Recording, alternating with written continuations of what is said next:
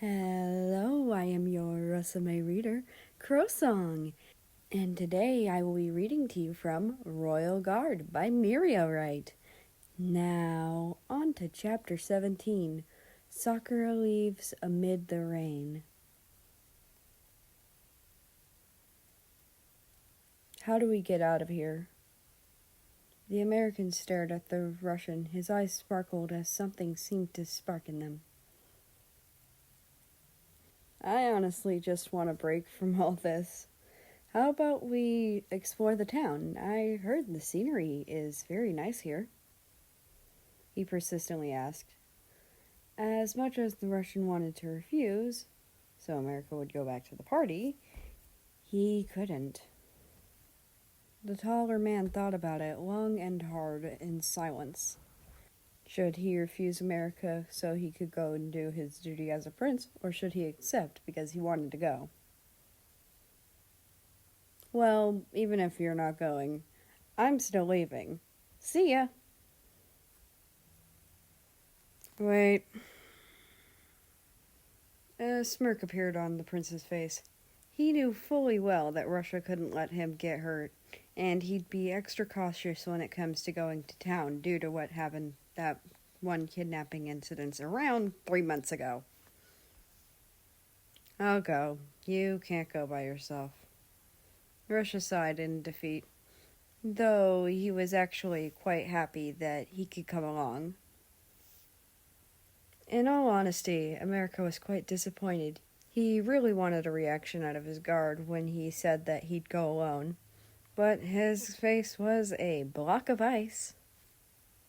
They both snuck out in the end. Turns out, America had been here quite a few times, just never out of the main building itself. Somehow, the mischievous boy found a passage that led right outside in the garden. They walked through the fairly narrow passage, Russia's head pressed against the ceiling. It was a quite nice evening. The sun was just about to set, basking the kingdom in a soft purple shade. When they reached the end of the passage, sakura leaves fell atop their heads. Whoa, there's sakura leaves outside the town gates. They're so pretty! America admired as he fiddled with the soft pink leaves in between his slender fingers. Let's go inside. There's not many people at this time due to the celebration at the main building.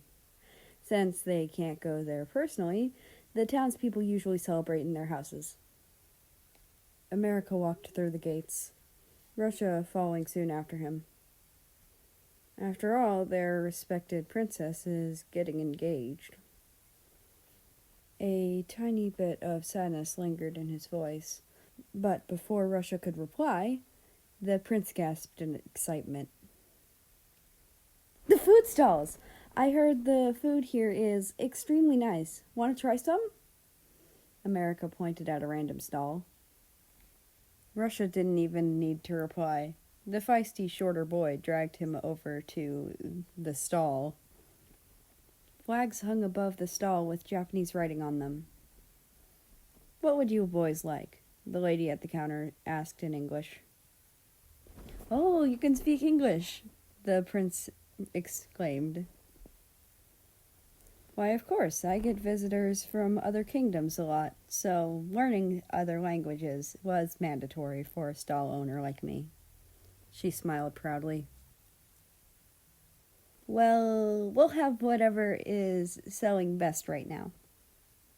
America gave a dorky smile. The Russian could only narrow his eyes at the lady. All right, coming right up. She then left the front counter and prepared the food. Does she not recognize our statues because people here aren't familiar with different cultures' royal outfits? The Russian asked curiously, face as neutral and stiff as ever. Probably so. The lady came back with a plate in hand. She handed it to them. Here are the mochis. It's been very famous lately. I hope you don't mind. Not at all. Here. The American placed a silver coin on the table. Oh, this is too much. Here, I'm paying. Russia swept away the silver coin and placed a golden one from behind America instead. In a flash, he grabbed the plate and was already walking away before America could protest. Your friend over there has a scary face. What's up with him? He's not as bad as he seems. Anyway, thank you. Bye! America walked off as well, as he waved at her one last time. He stood next to the taller Russian. Russia handed him the plate of mochis. Hey, what was that all about? That was from your share of pay, wasn't it? Yes. You didn't have to pay for that. Now I feel guilty. The American stared at the plate of food and popped one in his mouth. If you feel guilty, then feed me one of those mochis. America almost spat out his food. Why so sudden? He exclaimed in surprise as he grew more and more flustered. Fine. He took one and suspended it in front of his guard's face, as he took a bite out of half of it. Not bad, the taller male mumbled. Russia walked away without another word. What about the rest? The American raised an eyebrow, still holding the half-eaten mochi and the plate. You can have the rest. Fine, he said as he ate the mochi in his hand. America could only see his guard's back, while Russia's heart was doing backflips for some reason. It's getting cloudy. Maybe we should head back. America caught up to Russia just as he finished the rest of the food. The prince dusted his hands off against each other. I will follow your command.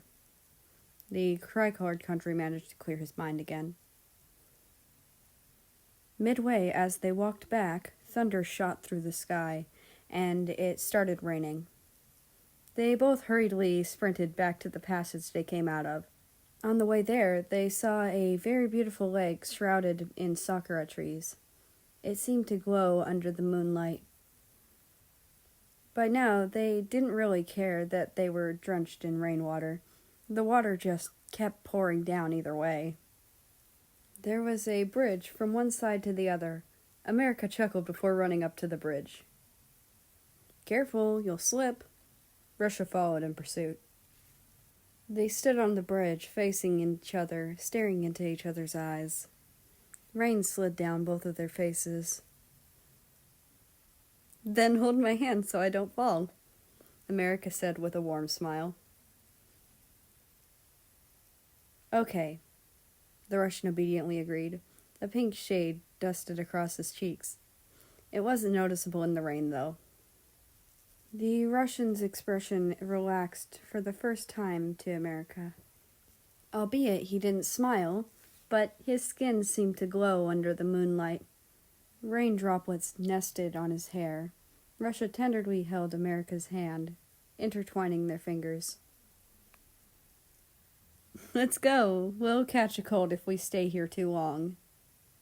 America radiantly smiled. The water seemed to fall down his eyelashes. His eyes stood out, the two different shades of blue. One ocean blue and the other celeste blue. The sakura leaves whisked past them with ease. And so they walked back to the main building, with their hands intertwined. Only did they let go when they reached in front of the main hall. And that is the end of this chapter. I hope you've enjoyed.